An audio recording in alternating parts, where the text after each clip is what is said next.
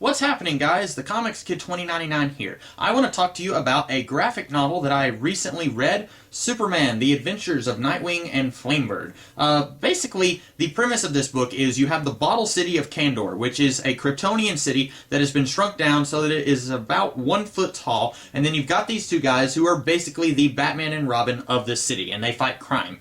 And this book is really weird, because whenever I saw this, I thought, okay, this is going to be a best-of version of Nightwing and Flamebird. And if you're unfamiliar with this premise, Nightwing and Flamebird originally was Superman who would shrink himself down and go into Kandor, and Jimmy Olsen. He was Flamebird, Superman was Nightwing. They would go there and they would have adventures, basically dressing up like Batman and Robin and go to Kandor and have adventures. And I thought this is going to be a best-of collection. This is going to have all these scattered, unrelated stories of Superman and Jimmy Olsen going to Kandor and fighting crime. And the earliest one will be from like the late 50s, and then the latest one will be from like, I don't know, the late 70s or something like that. That's what I was expecting when I got this book. That is not what I got with this book. In fact, the very first issue that this collects isn't even from the first issue of Nightwing and Flamebird. When you open up the book, they've already been Nightwing and Flamebird before. At one point, Jimmy Olsen says, "Look, it's our Nightwing and Flamebird costumes." And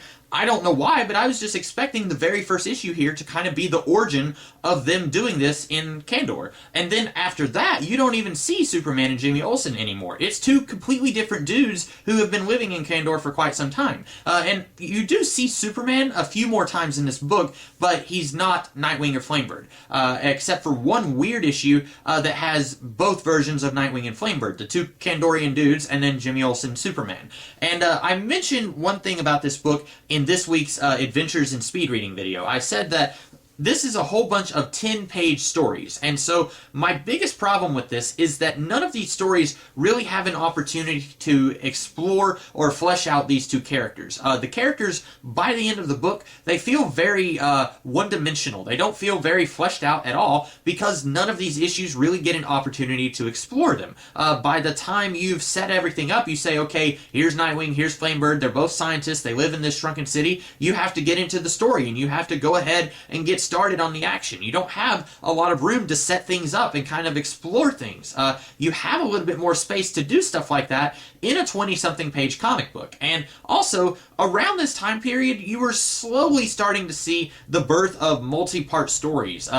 X-Men started, not X-Men itself, it started in the early 60s, but Chris Claremont's version of X-Men started in 1975, and you were starting to slowly see a few 2- and 3-part stories around this time period, and you're not seeing any of that here. So not only is this hampered by each story's length of being half as long as a normal comic book, but you're not seeing a whole lot of 2- or 3-part stories to really give the issue chances to flesh everything out and really take its time and show us what's going on here. I think there's one 2-part story in this whole book, and so it's kind of hampered on 2 separate ends. But ultimately, I did enjoy this book. I had, like I mentioned in this week's Adventures in Speed Reading video, this is the most fun that I've had reading a Superman book for a long time. I really like this book. I just wish that it had been a little bit more honest up front about what it was going to be, because before I started reading this, I had no idea that there was actually multiple Nightwings and Flamebirds. I thought it was Superman and Jimmy Olsen all the time.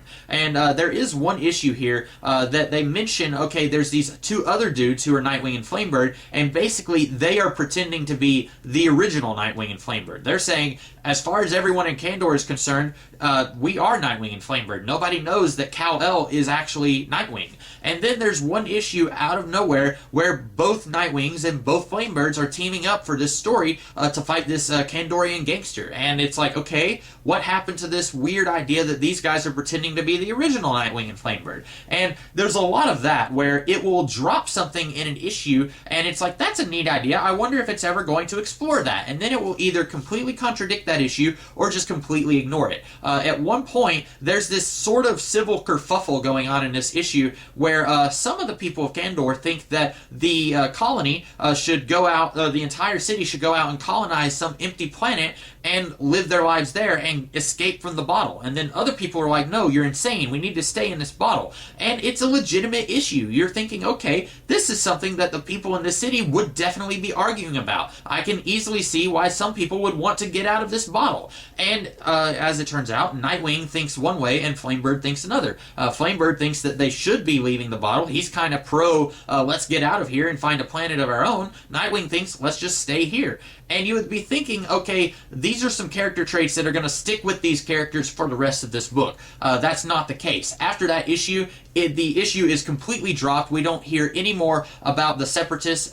We don't even see any more of Flamebird kind of having Separatist leanings. We don't have anything like that in the rest of the book. And like I said, I like this book, but it does have some problems. And I think mostly those problems stem from the fact that each issue is only half as long as a normal comic book, and you don't have a whole lot of chances to explore some of these ideas and concepts that are presented in each issue. But by and large, if you're looking for a really fun, like I mentioned in the other video I did this week, if you're looking for a combination of the very pulpy 1970s comic books with a lot of really fun high-concept science fiction concepts kind of merged together, you're going to get a lot of that in this book, and you're going to have a great time. It's like if Batman and Robin fought crime in a miniature city with rocket packs. It's like that. So if you like that idea, the pre-dark Batman and Robin, I should say, the more lighthearted Batman and Robin, if you like the sound of that, if you're listening to this video and you're saying, that sounds really amazing, you need to read this book. But I enjoyed it. I think you guys will too if all of that sounds appealing to you.